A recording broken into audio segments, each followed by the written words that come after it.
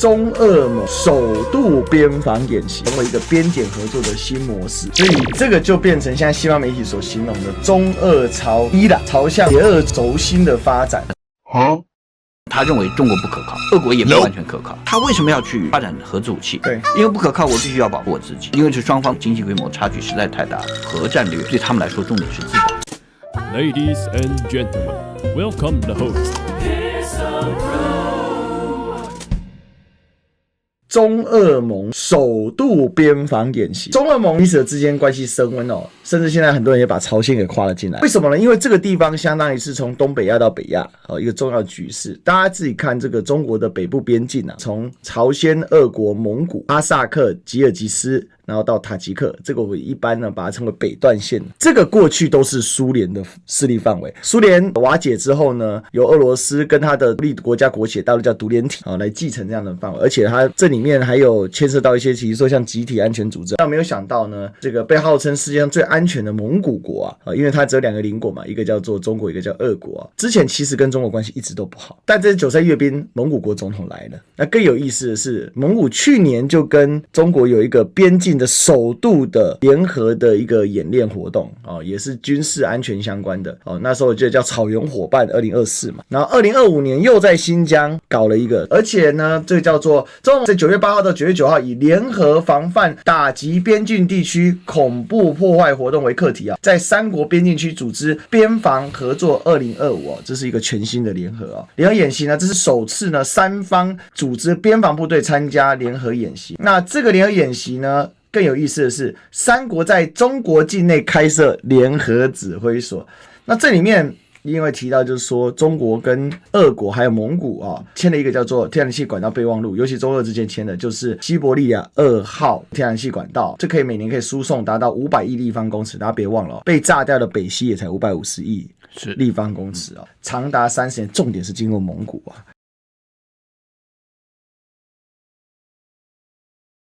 我想这中俄盟3方之间发生这种转变的一个关键在于俄国的态度俄罗斯本来其实他首先是对中国有疑虑的最重要的一方，然后接下来这个蒙古呢，他从情感上面对中国一直是很排斥。他们双方因为这样一种关系莫斯科跟乌兰巴托的关系要比他跟北京的关系要密切很多。之所以俄罗斯坚持说这个天然气管道要从蒙古国通过，而不是从西伯利亚直接接到这个中国东北去，目的就是让蒙古拿到一定的好处，并且万一发生什么没有预测到的变化的话，蒙古作为自己的兄弟还可以替自己在中间做一个缓冲，或者是拖延一点时间。那么这个当然中国就不高兴了。那这个其中这中间第2步就是牵扯到中国跟蒙古的关系，就是说蒙古对于中国的这种情感上面的排斥，它是远远超过俄国人对中国的情感排斥的。就是说蒙古人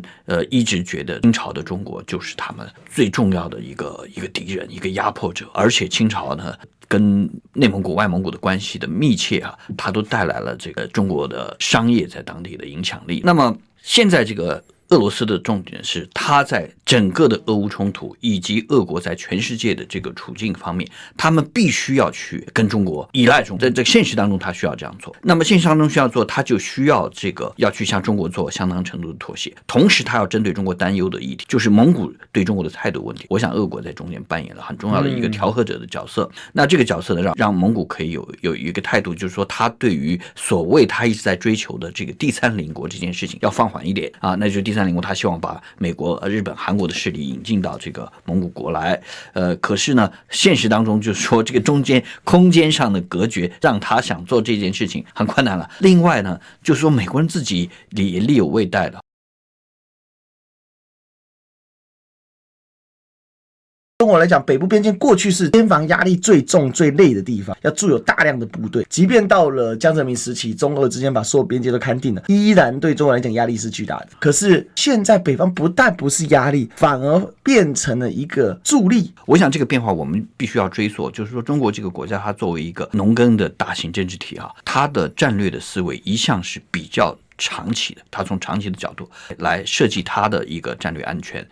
战略目标。这种目标设立，我们看到今天中国的战略目标的实现呢，其实早在清朝的后期就已经开始有这样的一个目标。那么这些目标在我们看到，当左宗棠跟李鸿章进行海陆的优先这个议题的争论的时候，李鸿章跟左宗棠两个人都谈得很透彻，而且后来呢，去采用了左宗棠这样的一个建议，没有用李鸿章的这个建议啊，其实是清朝的慈禧太后最后做的决策，而这个决策要回归到整个中国地缘政治这样一种思考里面去。那么跟中国的地缘政治思考相比较，那么俄国的地缘政治的思考本来它就比较短视，它的逻辑很简单，它需要扩大它的安全区，扩大它的缓冲区。那么俄国的历史不是很长，600多年，它真正有脱离蒙古统治之后，接下来时间也不太多了哈。那么在这个过程当中呢，俄国一直把扩张它的领土当作关键，至于扩张之后是不是会形成什么他没有办法预期的后果，他不管，先扩张再说，先扩张再说。这件事情的反弹我们看到从20世纪初一直到20世纪末，它反弹了好几次，所以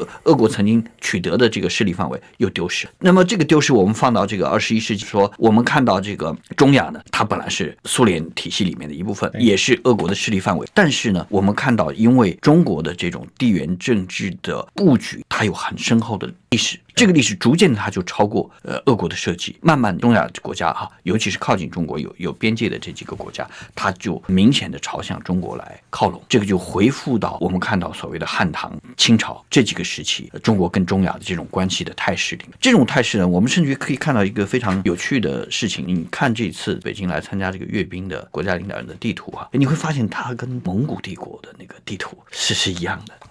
会是一样的，这个是重叠的，是它就印证了中国的这个地缘政治的战略，它的长期性它是有历史的基础，历史在中国这里变成了资源，其实也是天可汗版图，也是清朝的版图啊。是，也就是说，中国强大的时候，它的力量会外溢，这个一个外溢之后，它就会让周边的邻国来揪引它的体制。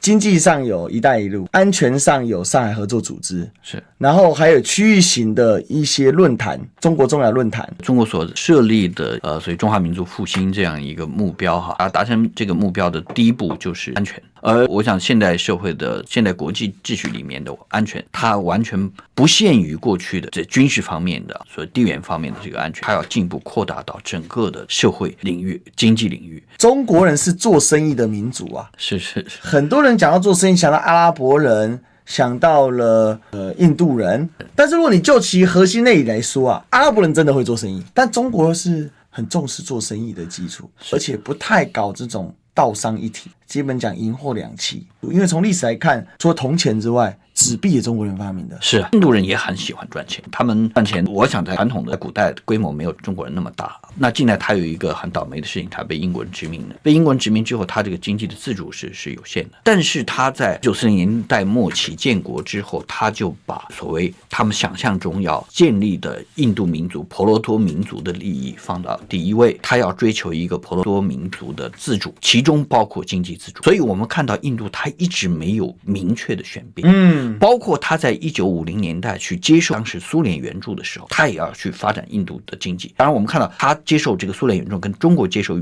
苏联援助两个规模差不多，印度略大一点但是最后结果不太一样，就是印度人没有在这个援助当中发展起来，建立他真正的完整的体系。中国其实是受益了，就是自己完整体系，它是透过苏联援助建立完成。就是这里你可以看到印度的一些没有完成的这种跟印度的这个传统还有近代被殖民的一个状态都有关系，所以印度这方面比较吃亏了。但是印度人一直非常确定一件事，他如果不自主的话，他也没有前途。这也就是为什么我想在川普跟莫迪的最近的不愉快当中，莫迪很愤怒，莫迪确定了一件事情，美国没办法成为他的朋友，尽管他认为中国也不太可能成为他的朋友，但是美国一定不是他朋友，所以他我想是拍桌子了一直认为说欧美，尤其是资本主义的萌芽，理论上在西欧最有名就荷兰嘛，海上马车夫，然后再到英国、日不落帝国，理论上他们应该是很会做生意的才对，有基督新教伦理的积淀。但在今天的视角看，希望给我们一个巨大的翻转这个视角是不合理的，只是透过了上帝传福音这件事情，把它做了一个新的包装。所以对西方来讲，做生意跟扩张的本质是要传递福音，传递福音干嘛可以上天堂？所以就很强的内发性动力。那对中国来讲，甚至对印度人来讲，做生意这件事情本质是个实用主义，我只是想过得更好。那这个现代化理论的支持，其实也确实反映在北京的一些政策上的推进嘛，比如说说好中国故事，好说好现代化社会主义的中国社会是怎么个样子，这个就很有它这个内核的支撑。